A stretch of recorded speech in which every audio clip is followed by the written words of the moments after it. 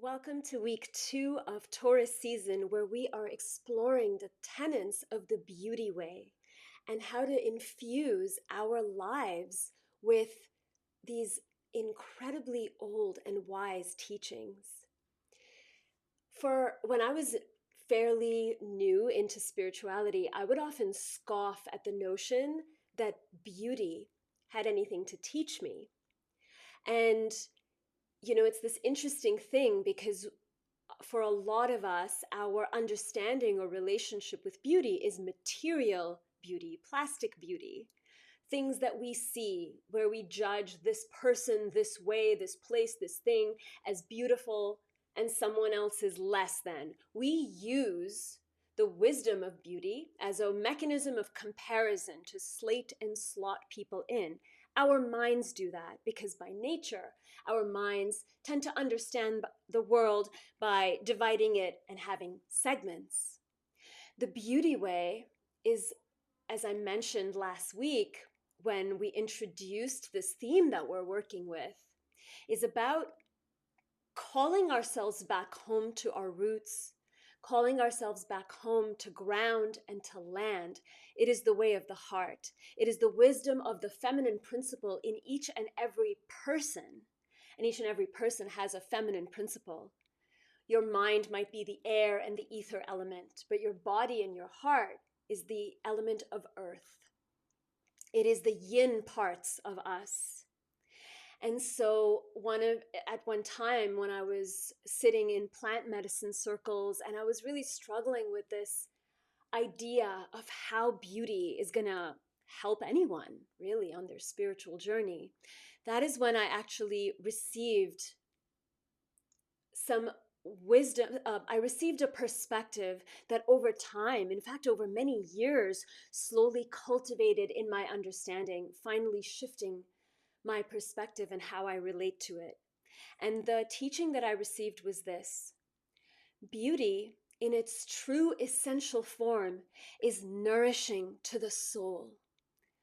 When we see something that we truly find beautiful, right? A lovely sunset, the smile of our beloved, just kids that we don't even know playing, having fun, a lovely painting, when we hear a song, all of our senses open up and become receptive to that beauty. We are opposite of resistance. We are in full and complete receptivity, and that does something to our nervous system. It relaxes us, it calms us. We are now safe to receive the thing we perceive as beautiful. And in this way, whatever our environment is showing us, be it a picture, be it a person, be it a memory, be it a fragrance or something visual, maybe it's a food item that we're consuming, but that beauty nourishes us body and soul, and we shift into receptivity, non-resistance. And this is part of the yin principle, the feminine principle. And so last week, we touched a little bit on how in the storm, in the chaos, when we come to ground, come to root, we are in fact strong enough to then we in fact build strength, we in fact build resilience in our physical bodies, but also in our emotional and mental bodies. And last week we opened with the medicine of rose. And this week we're sort of pulling the thread on that, but looking at it in a different angle. So the theme this week is to honor the sacred, which is also a tenet of the beauty way. And this may have some religious undertones for some of you, but again, for me, this is honoring the sacred as I learned, as I was taught from the plant realm. And so one of the plants that came to me as a teacher of honoring the sacred is cedar. And so this is a dried cedar leaf. I use it in teas and baths.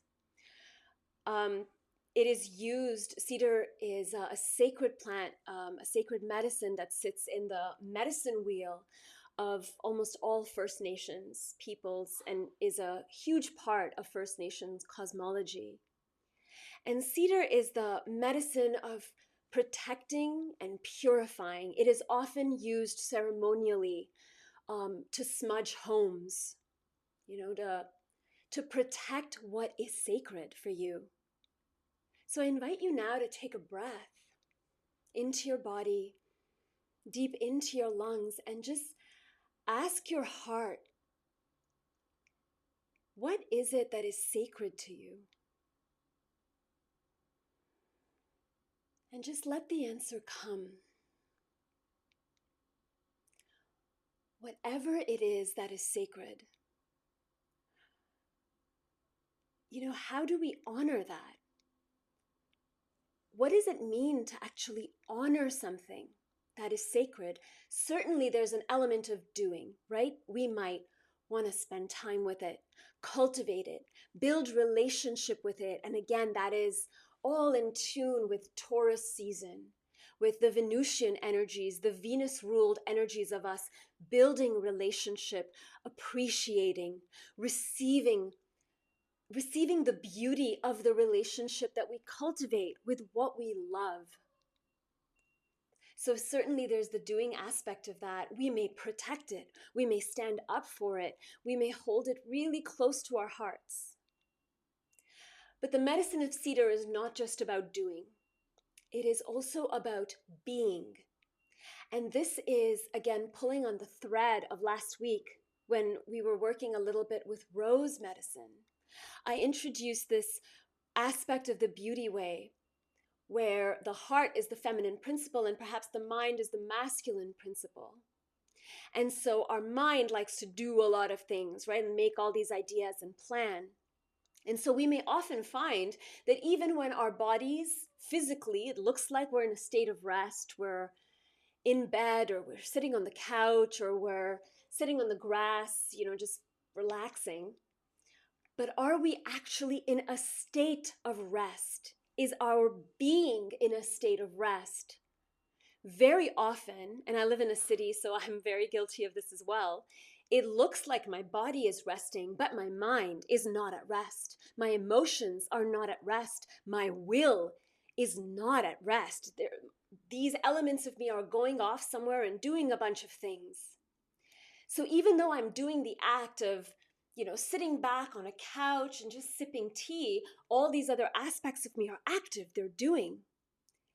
And so the medicine of cedar, as it came to, in a time where it came to me, was to actually understand the nature of being in rest, being in love, being in relationship. Not just the actions that we humans like to do almost ritualistically. So, it's like it's this thing when you're dating someone new and you're like, I wonder if they love me. They haven't texted me yet, so maybe they don't love me. There's obviously a time and a place to check in with all of that, of course, but that is an example of when we associate actions with the actual thing itself. And the actions are part of it, but it is not the whole. So what is it like to be in rest, be in love, be the honor that protects, relates to, and purifies what is sacred in your life? That does not just come from actions. And the funny thing with cedar, it's so interesting. I didn't know this, but in a lot of North America, I'll give this example this way. Even physically, the medicine of cedar, which is brewed in, as I mentioned, in teas and baths, it is the medicine of fever, coughs, colds, things like that. And you wouldn't think that this is the medicine for that.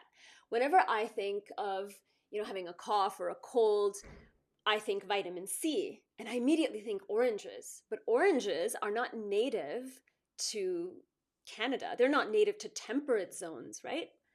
Oranges grow in Florida. But cedar, and in fact, a lot of other evergreens, have a very high vitamin content. And so their medicine Again, it's that funny thing, right? Like we associate whatever it is that we associate.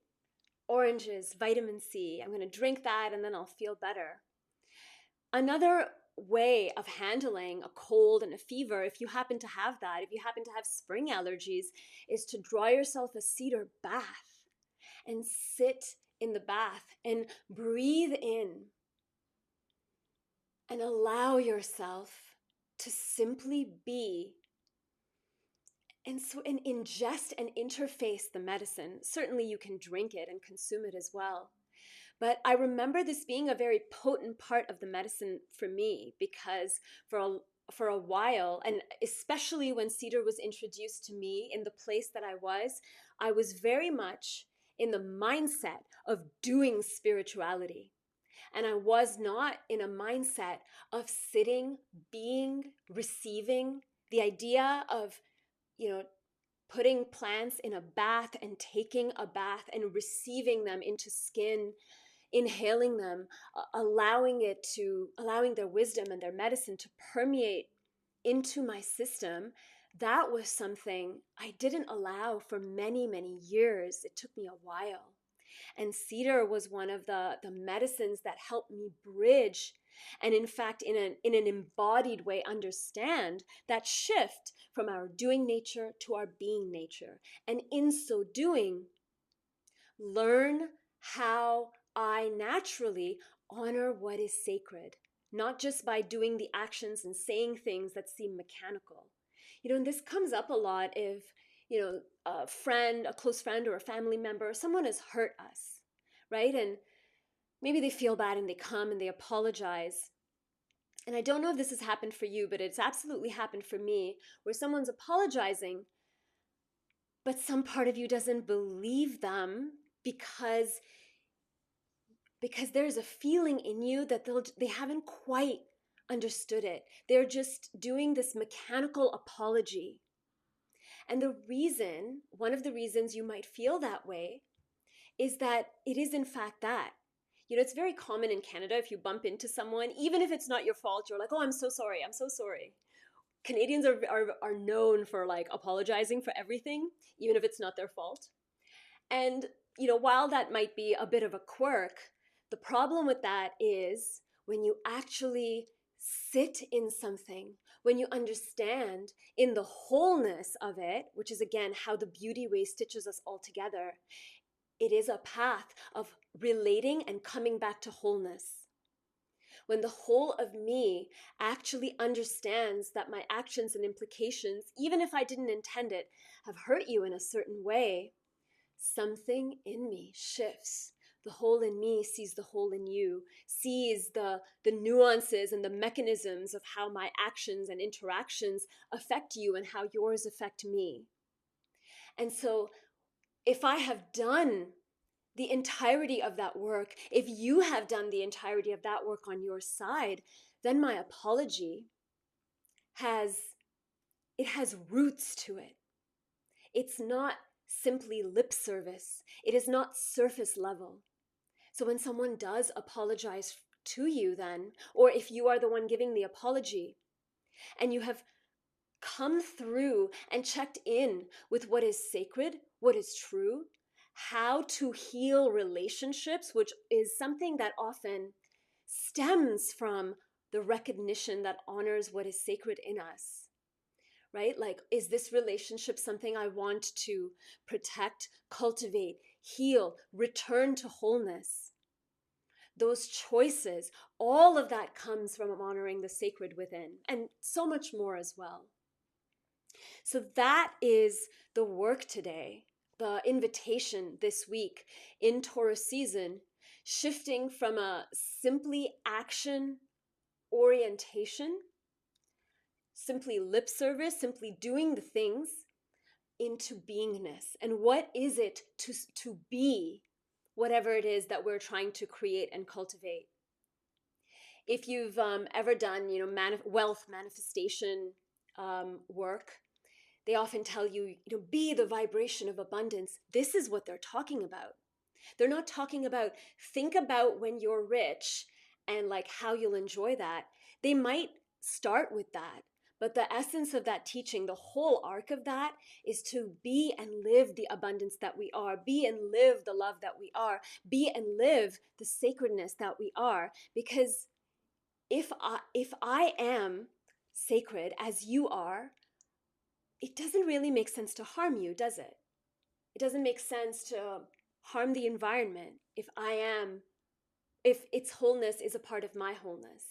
And so it's a very different um, mechanism, the whole architecture of how we relate and understand how our mind serves our heart, how our heart is the organ in us that is connected to the whole. That entire understanding changes. And that is the great medicine of the beauty way as well. And again, I am simplifying it because there's so many tenets to it.